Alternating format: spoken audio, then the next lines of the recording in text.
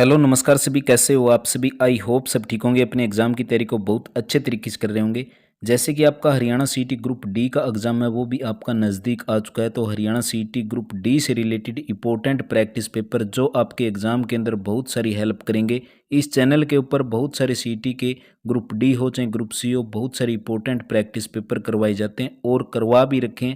अगर नहीं देखे पिछले प्रैक्टिस है तो आप प्लेलिस्ट को चेक करें, बहुत सारे सीईटी के प्रैक्टिस पेपर आपको कवर करवा रखें।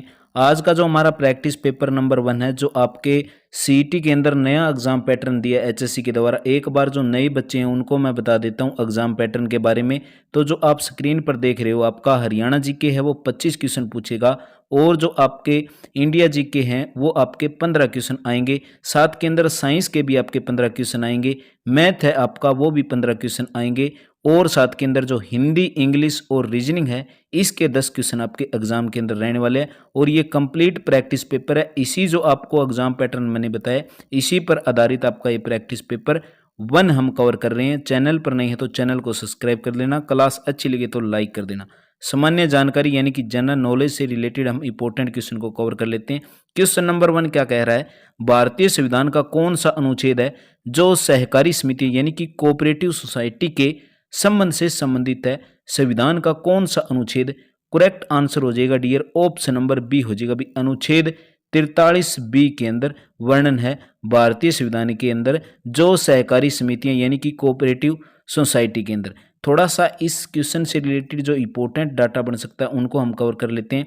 इसके अंदर मैं बता दूं आपको, अनुच्छेद जो 43 बी है इसके अंदर जो राज्य की सहकारी समितियां होती है उनके गठन, उनके कामकाज, उनके लोकतांत्रिक नियंत्रण से रिलेटेड बढ़ावा देने के अंदर प्रयास करेगा। साथ के अंदर एक क्वेश्चन और बन सकता है, जैसे कि इस संविधान के अंदर यानी कि जो अधिनियम है वो कब जोड़ा गया था।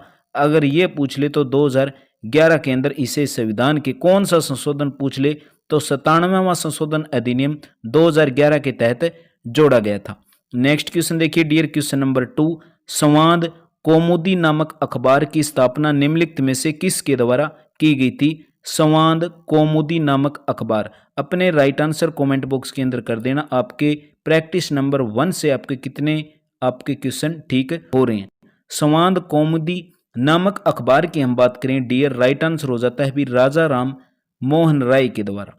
राजा राम मोहन राय के द्वारा 19वीं शताब्दी के अंदर भी 19वीं शताब्दी के अंदर जो इन्होंने कलकत्ता से जो प्रकाशित एक बंगाली साप्ताहिक समाचार पत्र था संवाद कौमुदी, कब 19वीं शताब्दी के अंदर। राजा राम मोहन राय को आप क्यों नहीं जानते, बहुत सारे सती प्रथा के ऊपर भी इन्होंने रोक लगाई थी। नेक्स्ट क्वेश्चन देखिए, क्वेश्चन नंबर 3, सरयू नदी किस नदी की सहायक नदी है। सरयू नदी किस नदी की सहायक नदी है, शारदा नदी की भी। ऑप्शन नंबर डी इस क्वेश्चन का करेक्ट आंसर हो जाएगा। जो कहां पर पड़ती है, उत्तराखंड के कौन से जिले के अंदर, बागेश्वर जिले के अंदर पड़ती है सरयू नदी। किसकी सहायक नदी हो जाएगी, शारदा नदी की। नेक्स्ट क्वेश्चन देखिए डियर, 26 जनवरी 2019 को भारतीय संविधान ने अपने अस्तित्व के 69 वर्ष पूर्ण किए। 26 जनवरी 2019 को, इन वर्षों में 12 फरवरी 2019 तक जो प्राप्त जानकारी के अनुसार जो डाटा है पूछ लिया कितने बार संशोधन किए गए थे वर्ष 12 जनवरी 2019 तक। करेक्ट आंसर हो जाएगा डियर ऑप्शन नंबर बी 103 बार भी। अगर हम बात कर लेते हैं भारत के संविधान के अंदर 1950 के अंदर पहली बार जब लागू हुआ था, उसके बाद अब तक 103 संशोधन हो चुके हैं। डाटा है 2019 तक का। नेक्स्ट क्वेश्चन देखिए, क्वेश्चन नंबर 5 भी, स्वच्छ भारत मिशन ग्रामीण के चरण की शुरुआत, चरण 2 की शुरुआत किस वर्ष की गई थी, 2020-21 के अंदर। नेक्स्ट क्वेश्चन देखिए, क्वेश्चन नंबर 6 भी, इसके अंदर दे दिया खालिस्तान सार ग्रही यानी कि इलेक्ट्रिक आर्ट के उच्च स्तर को दर्शाता है जिसमें 7वीं और 8वीं शताब्दी में चालुक्य वंश के अधीन उत्तरी और दक्षिण भारत की वास्तुकलाओं को सुमेलित मिश्रण हुआ था। करेक्ट आंसर हो जाएगा डियर ऑप्शन नंबर बी पटदकल। थोड़ा सा मैं इसके बारे में बता देता हूं, जैसे कि कर्नाटक के अंदर जो पटदकल है वो एक प्राचीन कला के उच्च बिंदु का प्रतिनिधित्व करता है। इसे चालुक्य के तहत यानी कि 7वीं शताब्दी के अंदर और 8वीं शताब्दी के अंदर उत्तरी और दक्षिणी भारत के अंदर स्थापत्य रूपों का एक सामंजस्य मिश्रण किया था। नेक्स्ट क्वेश्चन देखिए डियर, क्वेश्चन नंबर 7, अकबर कब सम्राट बना था? अकबर कब सम्राट बना था? वर्ष 1556 ईस्वी के अंदर अकबर सम्राट बना था। अकबर की बात कर लेते हैं तो तीसरे मुगल बादशाह थे और इनका जो शासनकाल की हम बात कर लेते हैं तो 1556 से लेकर कितना हो जाएगा अभी 1605 ईस्वी तक भारत पर शासन किया था। पूछ ले किसके पुत्र थे? हुमायूं के पुत्र थे। नेक्स्ट क्वेश्चन की बात कर लेते हैं, क्वेश्चन नंबर 8, गोदावरी नदी का उद्गम किस स्थान से होता है? यानी कि गोदावरी नदी है वो किस स्थान से निकलती है? अपना राइट आंसर कमेंट बॉक्स के अंदर करने की कोशिश करें। करेक्ट आंसर हो जाएगा डियर ऑप्शन नंबर 3, ब्रह्मगिरी की पहाड़ियों से गोदावरी नदी निकलती है। कई बार एग्जाम के अंदर क्वेश्चन आ जाता है गोदावरी नदी का स्रोत किस जिले से माना जाता है, तो हो जाएगा नासिक जिला। और नासिक जिला कहाँ पर पड़ता है, किस राज्य के अंदर पड़ता है? तो महाराष्ट्र के अंदर पड़ता है और महाराष्ट्र के नासिक जिले के अंदर है ये ब्रह्मगिरी की पहाड़ियां। नेक्स्ट क्वेश्चन देखिए डियर ऑप्शन क्वेश्चन नंबर 9, निम्नलिखित में से कौन सा मिजो लोगों का परंपरागत बांस नृत्य है? कौन सा बांस नृत्य है? करेक्ट आंसर हो जाएगा डियर ऑप्शन नंबर 3, चिराओ बी। जो चिराओ नृत्य होता है वही बांस नृत्य माना जाता है। और ये पूछ ले किस लोगों का, तो मिजो लोगों का। और ये पूछ ले चिराओ नृत्य किस का सांस्कृतिक नृत्य है, यानी कि किस राज्य का, तो राइट आंसर हो जाएगा डियर आपका मिजोरम का भी। किसका? मिजोरम का। नेक्स्ट क्वेश्चन देखिए क्वेश्चन नंबर 10, राजा टोडरमल निम्नलिखित में से किस मुगल सम्राट के शासनकाल के दौरान राजस्व मंत्री थे? राजा टोडरमल की बात हुई है तो राजा टोडरमल किसके थे? अकबर के शासनकाल के टाइम भी, अकबर के शासनकाल के टाइम ये राज्य मंत्री थे, राजस्व मंत्री थे। नेक्स्ट क्वेश्चन है हमारे पास 11, भारत के पंजाब से निकलने वाली 5 नदियां पाकिस्तान में मिथनकोट में किस नदी में मिल जाती है? पंजाब को 5 नदियों का समूह भी बोला जाता है। तो भारत के पंजाब से निकलने वाली जो 5 नदियां हैं पाकिस्तान में मिथनकोट में किस नदी के अंदर मिल जाती है? करेक्ट आंसर हो जाएगा डियर पाकिस्तान के अंदर कौन सी नदी हो जाएगी? सिंधु नदियां। अब बात कर लेते हैं कौन सी वो 5 नदियों का जिक्र हुआ है यहाँ पर। एक तो सतलुज, व्यास, रावी, झेलम और चिनाब भी। नेक्स्ट क्वेश्चन देखिए क्वेश्चन नंबर 12, 1857 के विद्रोह को अंग्रेजों ने आखिरकार कब दबाया था? 1857 के विद्रोह को अंग्रेजों ने आखिरकार कब दबाया था? करेक्ट आंसर हो जाएगा डियर वर्ष 1859 के अंदर। जब 1857 से लेकर 1859 का जो भारतीय विद्रोह था वो ब्रिटिश ईस्ट इंडिया कंपनी के शासनकाल के विरुद्ध एक सफल विद्रोह माना जाता है।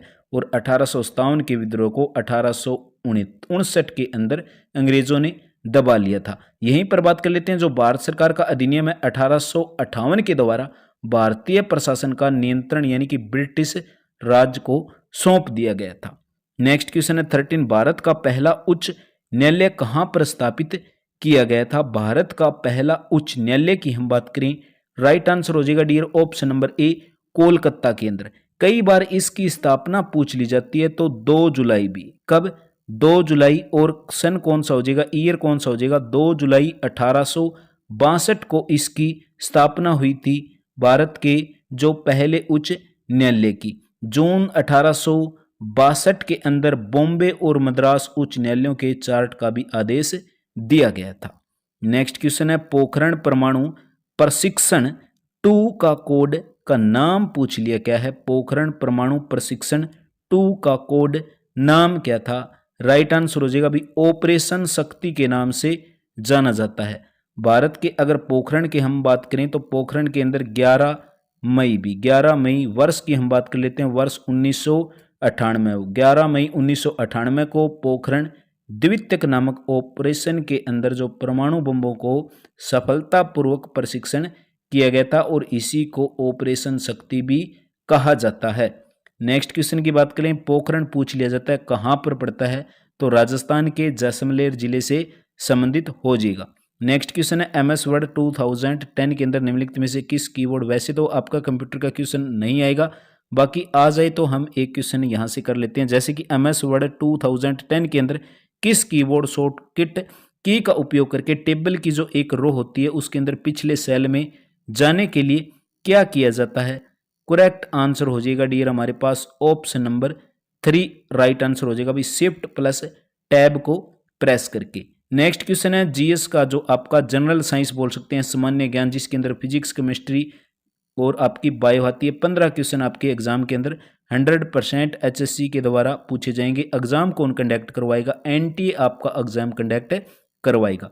नेक्स्ट क्वेश्चन है 16, जल का अधिकतम कितना होता है? जल का अधिकतम घनत्व केल्विन के अंदर हम बात करें, वैसे तो जल का जो घनत्व होता है 4 डिग्री सेल्सियस होता है, परंतु यहाँ पर जो केल्विन के अंदर हमारा राइट आंसर निकल कर आता है 277 केल्विन पर भी।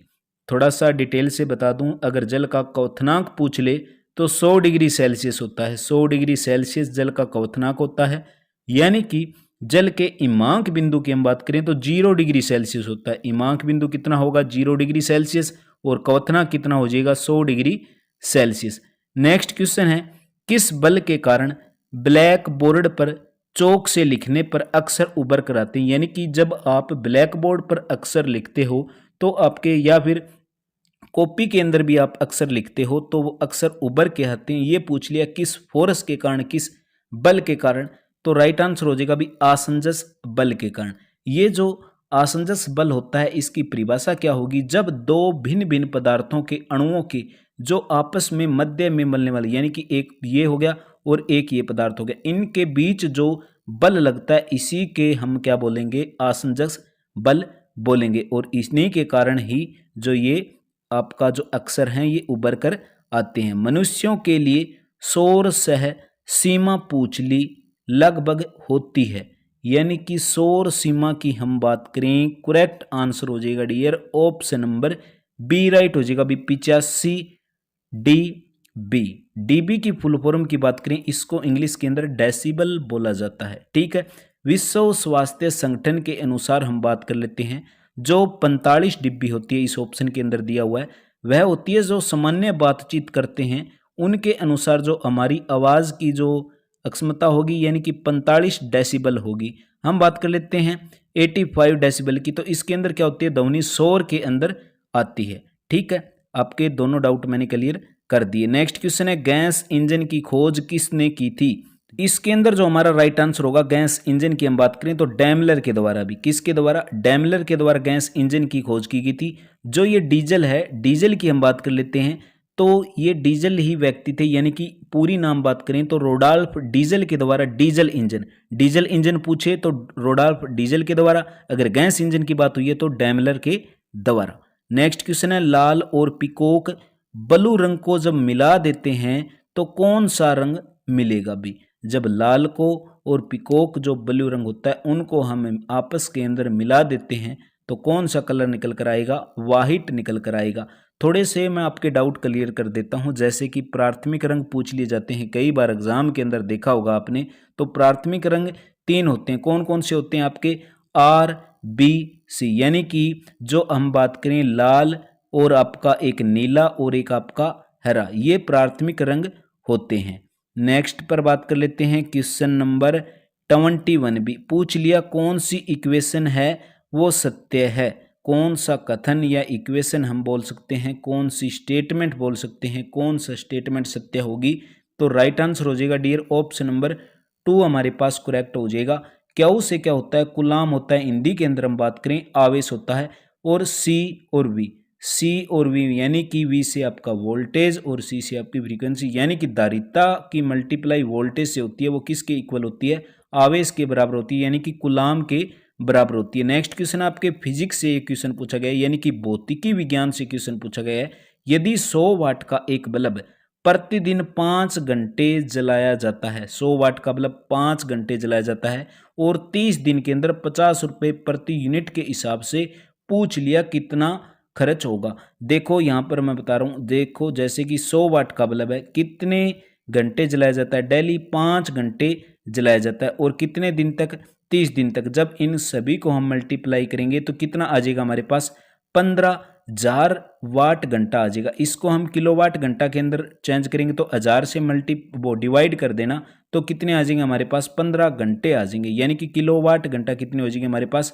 15 और ये पूछ रहा है भी प्रति यूनिट की दर से, यानी कि जब 50 रुपये लगते हैं तो कितना खर्च होगा, यानी कि 0.50 से आप इसको मल्टीप्लाई कर देना तो हमारे पास जो राइट आंसर निकल कर आएगा डियर ऑप्शन नंबर 3 बिल्कुल करेक्ट हो जाएगा। नेक्स्ट क्वेश्चन है साबुन के जो बुलबुले होते हैं किस कारण से रंगीन दिखाई देते हैं। आप साबुन के बुलबुले होते हैं उनको आप जब चेक करोगे ध्यान से तो वो कुछ रंगीन प्रकृति के दिखाई देते हैं। ये पूछ लिया किस कारण से, तो राइट आंसर हो जाएगा डियर इसके अंदर ऑप्शन नंबर ए बी, व्यतिकरण के कारण। जो इसके अंदर जो पृष्ठीय तनाव होता है और पृष्ठीय तनाव के कारण जो कपूर होता है वो पानी के अंदर नाचता भी है, और पृष्ठीय तनाव के कारण कई बार आपने देखा होगा जब आप सुई को गिरते हैं तो पानी के अंदर तैरती दिखाई देती है। ये सारा का सारा पृष्ठीय तनाव के कारण होता है। कई बार एग्जाम के अंदर आपने एक क्वेश्चन देखा होगा, सूर्यास्त के समय सूर्य लाल क्यों दिखाई देता है। वो दिखाई देता है डियर प्रकाश के प्रकीर्णन के कारण। प्रकाश के प्रकीर्णन के कारण सूर्योदय हो या फिर सूर्यास्त हो, उसके समय जब सूर्य लाल दिखाई देता है उसी का कारण होता है प्रकीर्णन, और ये प्रकाश का प्रकीर्णन माना जाता है। नेक्स्ट क्वेश्चन है हमारे पास नेत्रदान भी। नेत्रदान के लिए व्यक्ति आंख के किस अंग को दान कर सकता है या दान करता है। नेत्रदान के अंदर जब व्यक्ति आंख का दान करेगा तो कॉर्निया का करेगा। ऑप्शन नंबर बी बिल्कुल हमारा करेक्ट आंसर डियर हो जाएगा। नेक्स्ट क्वेश्चन है आधुनिक रसायन शास्त्र का जनक किसे माना जाता है। केमिस्ट्री से रिलेटेड क्वेश्चन है, रसायन विज्ञान से रिलेटेड क्वेश्चन है। आधुनिक रसायन शास्त्र का जनक पूछ लिया किसे माना जाता है। राइट आंसर हो जाएगा dear option number 4 B, Antoine Lavoisier को आधुनिक रसायन विज्ञान का जनक माना जाता है। इसके अंदर जो आंसर और भी दिए जैसे कि रदरफोर्ड की बात कर लेते हैं। रदरफोर्ड ने क्या किया था, प्रोटॉन भी, रदरफोर्ड ने प्रोटॉन की खोज की थी। किसकी खोज की थी, प्रोटॉन की खोज की थी। एक इसके अंदर ऑप्शन दिया हुआ है मेंडलीव। मेंडलीव की हम बात कर लेते हैं। जो आधुनिक आवर्त सारणी का जो नियम है वो किसके द्वारा दिया गया था, मेंडलीव के द्वारा दिया गया था। यहीं पर एक ऑप्शन है ओटो होन। ओटो होन की बात कर लेते हैं तो परमाणु बनाने का जो प्रथम प्रयास था वो किसके द्वारा किया गया था, ओटो होन के द्वारा किया गया था। उम्मीद करूंगा आपके सारे डाउट क्लियर कर दिए। क्लास अच्छी लगे तो प्लीज़ लाइक जरूर करें। आपके द्वारा किया गया एक लाइक इस सीरीज को कंटिन्यू करने के लिए बहुत सारी हेल्प करेगा। अम्ल वर्षा का पीएच पूछ लिया कितना होता है, अम्ल वर्षा का पीएच मान। जैसे कि हम बात कर लेते हैं, पहले पीएच की बता दूं मैं आपको, तो 0 से लेकर 14 तक होते हैं। जो 7 पर होता है हमारा उदासीन प्रकृति का होता है। जो 7 से कम होते हैं ये सारे के सारे एसिड होते हैं, हिंदी में बोल सकते हैं इसको हम अम्ल। जो 7 से ज़्यादा होते हैं यानी कि इनको बोल सकते हैं बेसिक, यानी कि इनको बोला जाता है भी अक्षार। 7 से कम होंगे उनको अम्ल, 7 से ज़्यादा होंगे उनको अक्षार। तो अम्ल वर्षा का पीएच मान पूछा है तो हमें पता चल गया भी 7 से कम ही होगा, यानी कि 12 भी कट गया और 10 भी कट गया और 8 भी कट गया, यानी बचा क्या आपके पास ऑप्शन नंबर 1 बचा भी, यानी कि 5.5 या फिर इससे कम ही होता है अम्ल वर्षा का पीएच मान। राइट आंसर हो जाएगा हमारे पास ऑप्शन नंबर 1 बिल्कुल करेक्ट हो जाता है। अम्ल वर्षा की हम बता दूं मैं आपको थोड़ा सा, तो जो वायुमंडल के अंदर जो उपस्थित होती है हमारी SO2 यानी कि सल्फर डाइऑक्साइड, सल्फर डाइऑक्साइड होती है जब वर्षा होती है तो उसके समय जो पानी के साथ क्रिया करती है ये जो सल्फर डाइऑक्साइड, और ये बना देती है अम्ल यानी कि H2SO4 भी। नेक्स्ट क्वेश्चन देखिए, समोग किसका संयोजन है। समोग किसका संयोजन माना जाता है। समोग हो, धुआं हो, ये जो कोहरा एक ही चीज होती है, यानी कि धुएं और कोहरे का मिश्रण बोल सकते हैं, समोग बोला जाता है। जब धान की पराली वगैरह जलाते हैं तो उस समय ज़्यादा स्मोग उत्पन्न होती है, ये धुआं और कोहरा के कारण ही होती है भी। राइट आंसर ऑप्शन नंबर 4 हो जाएगा। नेक्स्ट क्वेश्चन देखिए, क्विक सिल्वर कहा जाने वाला धातु पूछ लिया। क्विक सिल्वर कहा जाने वाला धातु पूछ लिया डियर, कौन सा होगा। तो इसके अंदर जो हमारा 29 नंबर जो क्वेश्चन है, राइट आंसर हो जाएगा डियर ऑप्शन नंबर बी हो जाएगा भी, SiO2। SiO2 हम बात कर लेते हैं, SiO2 ये क्या हो जाएगा, क्वार्ट्ज भी बोल सकते हैं, यानी कि घड़ियों के अंदर इस्तेमाल होने वाला ये SiO2 होता है। नेक्स्ट क्वेश्चन की बात कर लेते हैं, क्वेश्चन नंबर 30, लाल मिर्च के अंदर जो लाल रंग होता है वो होता किसके कारण है, ये पूछा है। लाल मिर्च के अंदर जो लाल रंग होता है वो किसके कारण होता है, तो ये होता है डियर ऑप्शन नंबर 4 हो जाएगा, कैप्सेथीन के कारण। कई बार एग्जाम के अंदर आपने क्वेश्चन देखा होगा कैरोटीन, ऑप्शन की मैं बता दूं कैरोटीन होता है। कई बार एग्जाम ने आपने क्वेश्चन देखा है जैसे कि पूछ लिया जाता है गाजर के अंदर जो लाल रंग होता है किसके कारण होता है, तो कैरोटीन के कारण होता है। गाजर में लाल रंग किसके कारण होगा, कैरोटीन के कारण होगा। और लाल मिर्च में जो लाल रंग होगा वो किसके कारण होगा, कैप्सेथ्रीन के कारण। चलिए आगे क्वेश्चन है, रीजनिंग के क्वेश्चन है। रीजनिंग के और बाकी आप इन प्रैक्टिस सेट के लिए टेलीग्राम चैनल क्रैक एग्जाम पूरी जो साइट के अंदर देख रहे हो, लिंक इसका वीडियो के डिस्क्रिप्शन में दिया गया है, वहाँ से आप डाउनलोड कर सकते हैं। इनकी मैं आपको पीडीएफ वहाँ पर सेंड कर दूंगा, आप इनको अच्छे तरीके से कवर कर लेना। आगे है आपके जो साथ के अंदर ये इंग्लिश के क्वेश्चन है, इनको भी आप अच्छे तरीके से चेकआउट कर लेना। बाकी आपको एक बार मैं जो इंग्लिश के क्वेश्चन है इनको हम क्वेश्चन नंबर 56 दिया है डियर, फाइंड एंटोनियम पूछा है। अभी एंटोनियम यानी कि उल्टा, यानी कि डिफिडेंस का एंटोनियम पूछा है। तो ये क्या हो जाएगा, डिफिडेंस की हम बात कर लेते हैं तो हिंदी के अंदर बात करें तो संकोच होता है। इसका जो एंटोनियम होगा राइट आंसर हो जाएगा भी कॉन्फिडेंस। ऑप्शन नंबर बी बिल्कुल हमारे पास यहाँ पर करेक्ट आंसर हो जाएगा। नेक्स्ट क्वेश्चन है, सिनोनियम पूछ लिया किसका, एक्यूज का, यानी कि एक्यूज की हम बात करें दोषारोपित करना बोला जाता है। तो इसका जो हमारे पास करेक्ट आंसर होगा डियर ऑप्शन नंबर 4 बिल्कुल करेक्ट आंसर हो जाएगा। मैं इसके आपको डायरेक्ट ऑप्शन बता देता हूँ। Choose the option that describe the meaning of the following items and perhaps be to fall plate. इसका जो राइट आंसर होगा ऑप्शन नंबर 3 डियर करेक्ट हो जाएगा भी to be meet with a cold reception. Next हमारे पास fill in the blanks with appropriate given option. Ram is Khalistan dishonest man. Ram is Khalistan dishonest man. Right answer हो जाएगा डियर ऑप्शन नंबर ए का, Ram is a dishonest man, यानी कि राम एक बेईमान व्यक्ति है, बेईमान है। नेक्स्ट है, choose the most stable preposition पूछी है किसका, fortune continued to smile Khalistan, यहाँ पर किसका यूज होगा, राइट आंसर हो जाएगा हमारे पास ऑप्शन नंबर ए का करेक्ट आंसर हो जाएगा। नेक्स्ट क्वेश्चन है, इसके मैं इंग्लिश के आपको पहले बता रहा हूँ, इंग्लिश के आप आंसर चेकआउट कर लेना, बाकी पीडीएफ के लिए आप टेलीग्राम चैनल को ज्वाइन जरूर कर लेना। तो इसका जो हमारे पास करेक्ट आंसर होगा dear option number B right हो जाएगा। नेक्स्ट क्वेश्चन हमारे पास 62 भी, इसके अंदर बताना out of 4 alternative. Haryana GK को भी कवर करेंगे, इसके बाद हिंदी को भी कवर करेंगे। 62 है इसका जो हमारे पास राइट आंसर हो जाएगा डियर ऑप्शन नंबर 3 करेक्ट हो जाएगा। 63 की हम बात कर लेते हैं, इसके अंदर जो हमारे पास राइट आंसर होगा डियर ऑप्शन नंबर BADC, इसको ध्यान में देख लेना, इसका आंसर है BADC यानी कि 3 इसका करेक्ट आंसर बताया गया। आगे इसका 64 की हम बात कर लेते हैं, कई स्टूडेंट के थे डाउट भी, इसके आप आंसर जरूर बता दिया करो। तो 64 का जो हमारे पास राइट आंसर होगा ऑप्शन नंबर 1 हो जाएगा। बाकी पीडीएफ को आप टेलीग्राम पर चेक जरूर कर लेना। 65 की हम बात करें तो 65 का हमारे पास राइट आंसर हो जाएगा ऑप्शन नंबर 3 भी। हिंदी के क्वेश्चन डायरेक्ट देखते हैं, फिर हरियाणा जीके को बहुत अच्छे डिटेल से आपको कवर कराऊंगा। हिंदी के क्वेश्चन देखिए, इसके अंदर दे दिया 10 क्वेश्चन आपके हिंदी के पूछे जाएंगे, 10 सी रीजनिंग के पूछे जाएंगे और 10 सी इंग्लिश के क्वेश्चन आएंगे। तो हिंदी के क्वेश्चन के अंदर हम बात करें, क्वेश्चन के अंदर दे दिया हमें निम्नलिखित विकल्पों में से सही वाक्य पहचानिए। हमें परस्पर प्रेम से रहना चाहिए, हमें परस्पर प्रेम से रहना चाहिए, इसका हमें सही वाक्य बताना है कौन सा होगा। तो आपको क्या लगता है, इसका राइट आंसर हो जाएगा भी हमें परस्पर प्रेम से रहना चाहिए, ऑप्शन 1 करेक्ट हो जाएगा। नेक्स्ट है, निम्नलिखित विकल्पों में सही शब्द चुनना है भी पुनर्जागरण है, इसको किस प्रकार लिखा जाएगा, राइट आंसर हो जाएगा पुनर्जागरण का कुछ इस प्रकार लिखा जाएगा, ऑप्शन 4 करेक्ट हो जाता है। नेक्स्ट है, रिक्त स्थान को भरना है, यह ग्रंथ, इस ग्रंथ को इतिहास की खालिस्तान से भी एक महत्वपूर्ण रचना माना गया। इस ग्रंथ को किस प्रकार की रचना माना गया है, तो इसके अंदर हम देखेंगे राइट आंसर हो जाएगा 68 का 1 हो जाएगा भी दृष्टि। इस ग्रंथ को इतिहास की दृष्टि से महत्वपूर्ण रचना माना गया। नेक्स्ट क्वेश्चन है, जिस संज्ञा या सर्वनाम शब्द की विशेषता बताई जाती है उसे क्या बोला जाता है, उसे बोला जाता है विशेष्य बोला जाता है। संज्ञा हो या सर्वनाम की विशेषता बताई जाती है उसको विशेष्य बोला जाता है। नेक्स्ट क्वेश्चन है, और विशेषण की मैं बता दूं, जो इनकी विशेषता बतलाते हैं उनको विशेषण बोला जाता है। थोड़ा सा कंफ्यूज करने वाला है।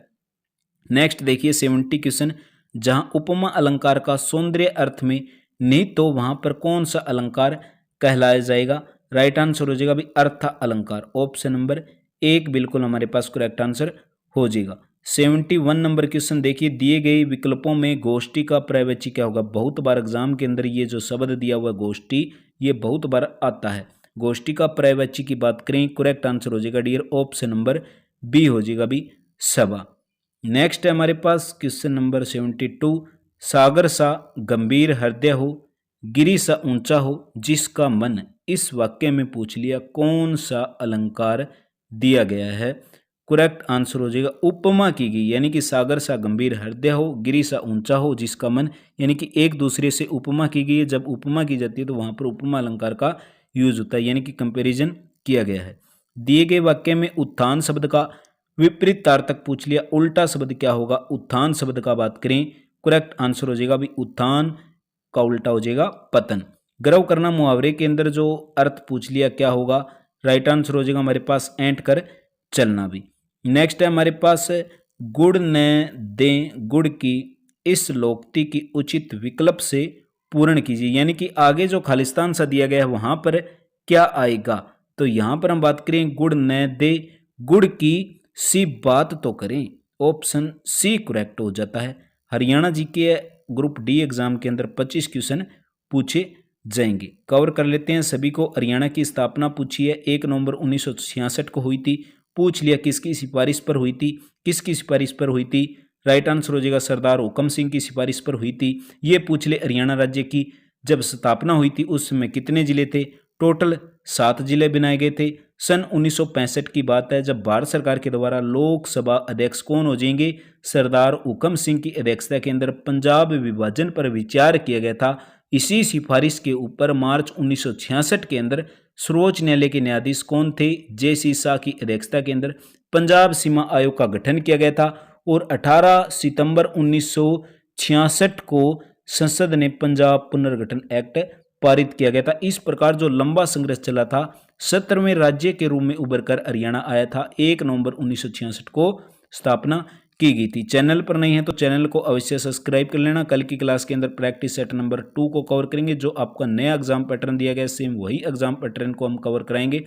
और भी बहुत सारे ग्रुप डी के प्रैक्टिस पेपर कवर करवाए गए हैं, परंतु जो एचएससी बार एग्जाम पैटर्न देती गई पहले उस पैटर्न पर कवर कराया। बाकी प्रैक्टिस सेट लगाना बहुत जरूरी हो जाता है। जितने ज़्यादा से ज़्यादा प्रैक्टिस करोगे आपका ही इसके अंदर फायदा होने वाला है, क्योंकि मैक्सिमम क्वेश्चन आपकी आंखों के आगे से चले जाएंगे। हरियाणा राज्य का क्षेत्रफल देश के कुल क्षेत्रफल का कितना हिस्सा है, प्रतिशत के अंदर पूछा है। राइट आंसर हो जाएगा भाई 1.34%। हरियाणा का क्षेत्रफल की हम बात करें तो कितना है भी 44,212 वर्ग किलोमीटर। नेक्स्ट क्वेश्चन देखिए, क्वेश्चन नंबर 78, 11वीं शताब्दी के चौहान राजा विग्रहराज चतुर्थ ने कितने अभिलेख टोपरा वे स्तंभ पर अंकित हैं। 11वीं शताब्दी के चौहान राजा विग्रहराज चतुर्थ के। करेक्ट आंसर हो जाएगा डियर ऑप्शन नंबर 3 करेक्ट हो जाएगा अभी 3 अभिलेख यहां पर बताए गए हैं। नेक्स्ट क्वेश्चन है 79, 30 सितंबर 1803 को दौलत राव सिंधिया ने किस संधि के तहत, वेरी इंपॉर्टेंट क्वेश्चन है ध्यान से देखना, किस संधि के तहत हरियाणा को ब्रिटिश ईस्ट इंडिया कंपनी को सौंप दिया था। कौन सी संधि हुई थी, सुरजी अर्जन गांव की संधि हुई थी 30 सितंबर 1803 को। नेक्स्ट क्वेश्चन देखिए, सराय अली वर्दी गांव की मस्जिद पूछली किस जिले के अंदर स्थित है। और अपने कमेंट बॉक्स के अंदर कमेंट जरूर कर देना मैथ और रीजनिंग को छोड़कर आपके कितने क्वेश्चन ठीक हो रहे थे। सराय अली वर्दी गांव की मस्जिद किस जिले के अंदर स्थित है। करेक्ट आंसर हो जाएगा dear option number A, Gurgaon बोल सकते हो, गुरुग्राम बोल सकते हो। तो करेक्ट आंसर हमारे पास ऑप्शन नंबर 1 बिल्कुल करेक्ट हो जाएगा। गुरुग्राम के अंदर माता मसाणी का मेला भी है और माता मसाणी को शीतला माता भी बोला जाता है। गुरुग्राम की स्थापना पूछ ले 1 नवंबर 1966 को हुई थी। गुरु द्रोणाचार्य के नाम पर गुड़गांव का जो नाम गुरुग्राम रखा गया था इन्हीं के कारण रखा गया था।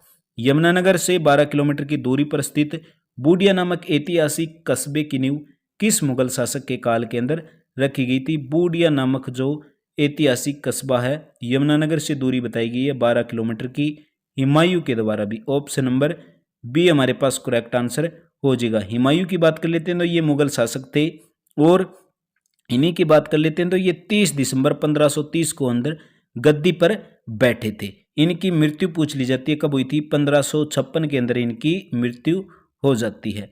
नेक्स्ट क्वेश्चन देखिए, गणतंत्र दिवस 2023 के लिए करंट अफेयर से रिलेटेड डाटा है। 2-4 क्वेश्चन आपके करंट अफेयर से भी आ सकते हैं।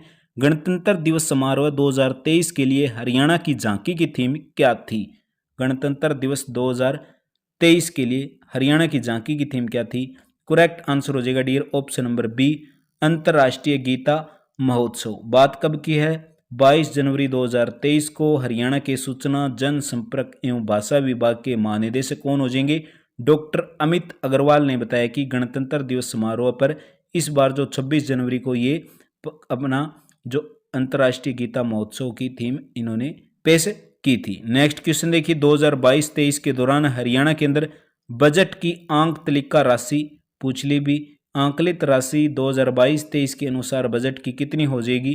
करेक्ट आंसर हो जाएगा भी 1,77,255.99 करोड़ रुपए।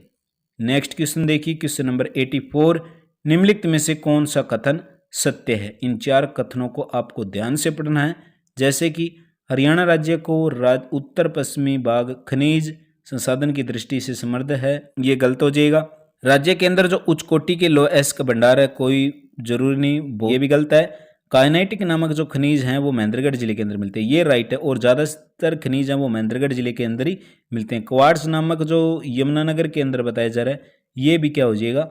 गलत हो जाएगा। क्वार्ट्ज हो ये सारे के सारे महेंद्रगढ़ के अंदर ही स्थित है। नेक्स्ट क्वेश्चन है, हरियाणा के किस या किन जिलों के अंदर शिवालिक क्षेत्र पूछ लिया जो भूमि कटाव को रोकने के लिए विश्व बैंक की सहायता से समन्वित जलागम विकास परियोजना चलाई जा रही है? शिवालिक क्षेत्र के अंदर करेक्ट आंसर हो जाएगा डियर 85 का ऑप्शन नंबर 4। जो शिवालिक की पहाड़ी के अंदर ये सारे के सारे डिस्ट्रिक्ट आते हैं, जैसे कि यमुनानगर, अंबाला और पंचकुला, ये जो पूर्वी हमारा हरियाणा का क्षेत्र माना जाता है। नेक्स्ट है हमारे पास 86 नंबर क्वेश्चन, हरियाणा राज्य में ग्रामीण क्षेत्रों में बिजली कनेक्शन बढ़ाने हेतु कौन सी योजना शुरू की गई थी? बिजली क्षेत्र कनेक्शन बढ़ाने के लिए कौन सी योजना शुरू की गई थी हरियाणा राज्य की सरकार के द्वारा? राइट आंसर हो जाएगा हमारे पास ऑप्शन नंबर ए, हरियाणा ग्रामीण बिजली कनेक्शन योजना। करेक्ट आंसर ऑप्शन नंबर ए हो जाएगा। इस योजना की हम बात करें तो 100 से लेकर 200 रुपए की आसान किस्तों पर बिजली कनेक्शन मिल जाएगा, ऐसी चीज यहाँ पर बताई गई है। हरियाणा सरकार ने किस वर्ष +2, 10, +2, +3 शिक्षा प्रणाली लागू की थी? राइट आंसर हो जाएगा, right answer option number B, 1976-77 के तहत ये प्रणाली लागू की गई थी। नेक्स्ट हमारे पास कौन सा कथन असत्य पूछ लिया? इन चार ऑप्शन के अकॉर्डिंग कौन सा कथन है वो असत्य होगा? तो डियर इसके अंदर जो 88 नंबर क्वेश्चन है, राइट आंसर हो जाता है हमारे पास ऑप्शन नंबर 4 हो जाएगा। बाकी एक बार पढ़ लेते हैं इसको। इंदौरी नदी 2 शाखाओं में बन जाती है, बिल्कुल हमारे पास यहाँ पर राइट हो जाएगा। नेक्स्ट है कृष्णावती नदी है वो रेवाड़ी और झज्जर के क्षेत्र में सिंचित होती है। दोहन नदी है साहिबी नदी के साथ मिलकर बहती है। एचएससी इस क्वेश्चन को बहुत बार एग्जाम के अंदर पूछ चुकी है। टांगरी नदी है, ये चीज यहाँ पर गलत है। टांगरी नदी की मैं बता दूं, परंतु टांगरी नदी है वो शिवालिक की पहाड़ियों से निकलती है और अंबाला के अंदर बहती हुई राजस्थान के अंदर प्रवेश करती है। नेक्स्ट क्वेश्चन है, राज्य के अंदर सड़कों की सबसे कम लंबाई पूछ ली।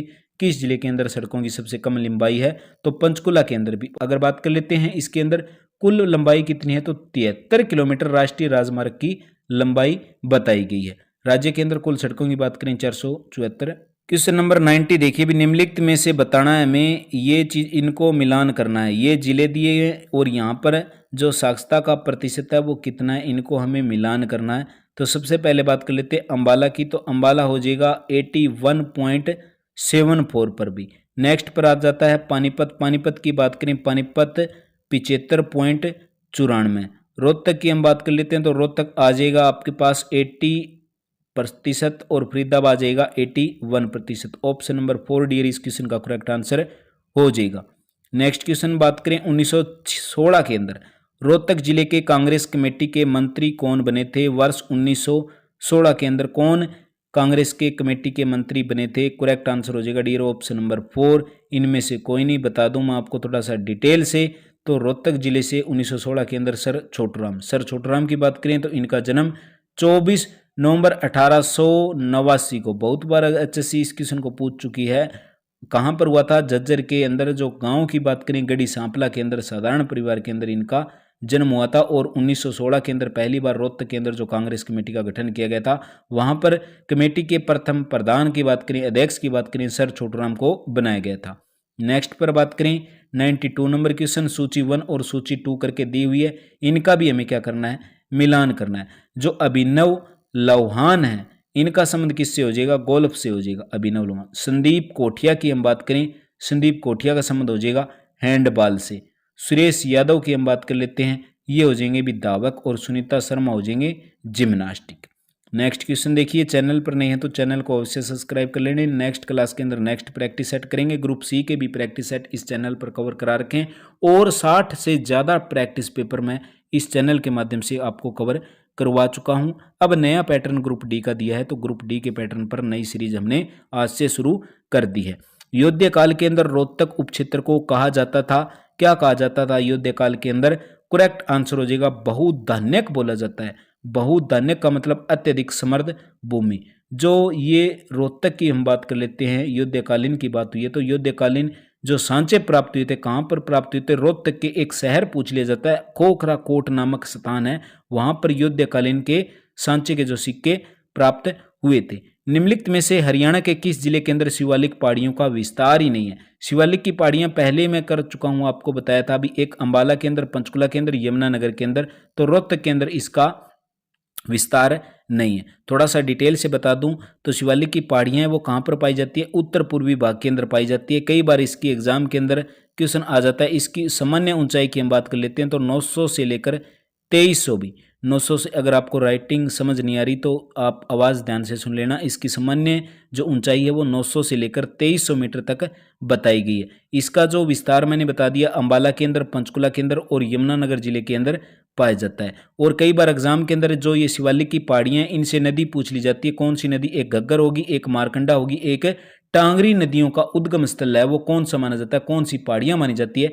शिवालिक की पहाड़ियां ही मानी जाती है। नेक्स्ट क्वेश्चन है, 19वीं शताब्दी के अंदर या 19वीं सदी के अंदर हरियाणा में मुसलमानों के संदर्भ में कौन से कथनों पर विचार करना है? 19वीं शताब्दी के अंदर मुसलमानों के संदर्भ पर ये बातें दी गई है, इन कथनों पर हमें विचार करना है, कौन से कथन सही है, कौन से कथन गलत है। 95 नंबर क्वेश्चन देखिए डियर, इसके अंदर देखें 19वीं सदी के अंदर हरियाणा के अंदर 28% मुसलमान थे जो अनेक जातियों के अंदर विभाजित थे। बिल्कुल राइट बात है। और बात कर लेते हैं जो इसके अंदर दिया हुआ है, जैसे कि गुड़गांव के अंदर, तो ये गुड़गांव के अंदर भी, ये भी राइट हो जाएगा भी, मुसलमानों ने गुड़गांव के अंदर मेव कृषक प्रमुख थे, ये भी राइट है, ऊपर वाला भी राइट है।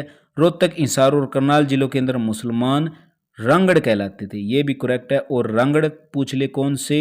राजपूत थे भी, मूलतः क्या थे? राजपूत थे, जो बाद के अंदर क्या बन गए थे? मुसलमान बन गए। तो ये चारों के चारों कथन है 19वीं शताब्दी के अंदर मुसलमानों के बारे में सत्य हैं। नेक्स्ट क्वेश्चन है 96, नारनौल के समीप है नसीबपुर गांव, बहुत बार अच्छी सी इसको भी पूछ चुकी है। वहां पर क्या हुआ था? युद्ध हुआ था। अंग्रेजों के अंदर जो 3 शक्तियां हैं वो नष्ट कर दी थी अंग्रेजों ने। वो कौन कौन सी शक्तियां हैं वो नष्ट की थी? राइट आंसर हो जाएगा डियर हमारे पास ऑप्शन नंबर 1, एक तो रेवाड़ी था, एक जज्जर था, और कौन था? जोधपुर था। ये तीनों शक्तियां 1857 के अंदर जो नसीबपुर के अंदर जो नष्ट कर दी गई थी। 1857 की बात करूं, नारनौल से कौन हो जाएंगे? रावतुल्ला राम को क्रांतिकारी माना जाता है। नेक्स्ट क्वेश्चन है, बाराखंबा छत्री कहां पर स्थित है? बाराखंबा छत्री की हम बात कर लेते हैं, ओडल के अंदर स्थित है। बहुत सिंपल क्वेश्चन है, बहुत बार एग्जाम के अंदर आ चुका है। ओडल की बात करें तो यह हरियाणा के फरीदाबाद जिले के अंदर आता है। भी किस जिले के अंदर आता है? फरीदाबाद जिले के अंदर आता है। कई बार इसका क्या पूछ लिया जाता है? निर्माण पूछ लिया जाता है। तो 1754 से लेकर 64 के बीच इसका निर्माण हुआ था। इसका निर्माण की बात करें किसके द्वारा करवाया गया था? तो भरतपुर के राजा थे, कौन थे?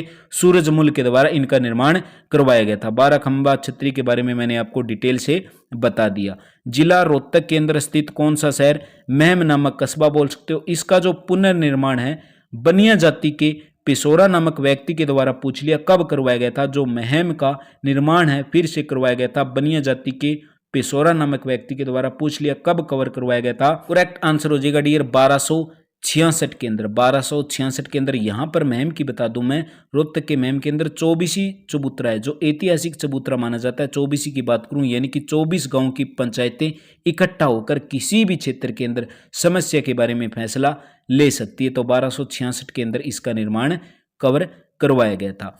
नेक्स्ट है हमारे पास डियर 99वां क्वेश्चन। और इससे पहले एक बार फिर से बता देता हूं, चैनल पर नहीं है तो चैनल को सब्सक्राइब कर लेना। क्लास अच्छी लगे तो प्लीज़ लाइक कर देना। आपके द्वारा किया गया एक लाइक मेरे को नेक्स्ट क्लास के लिए प्रेरित करेगा। हरियाणा सरकार ने, और कमेंट बॉक्स के अंदर इस क्लास के प्रति अपनी राय जरूर दें। हरियाणा सरकार ने किस वर्ष तक हरियाणा को बाढ़ मुक्त बनाने का लक्ष्य रखा था? हरियाणा सरकार के द्वारा किस वर्ष बाढ़ मुक्त बनाने का लक्ष्य रखा? राइट आंसर हो जाएगा डियर ऑप्शन नंबर 3, वर्ष 2026 तक हरियाणा सरकार का मानना है कि हम हरियाणा को बाढ़ मुक्त बना लेंगे। और ये बात की हम बात कर लेते हैं, तो ये बात 19 जनवरी 2023 को हरियाणा के मुख्यमंत्री मनोहर लाल खट्टर की जो अध्यक्षता हुई थी चंडीगढ़ के अंदर, जब इन्होंने ये बात बोली थी। और ये जो बाढ़ नियंत्रण बोर्ड की पूछ ले कौन सी बैठक थी, तो ये 54वीं बैठक थी। कौन सी बैठक थी?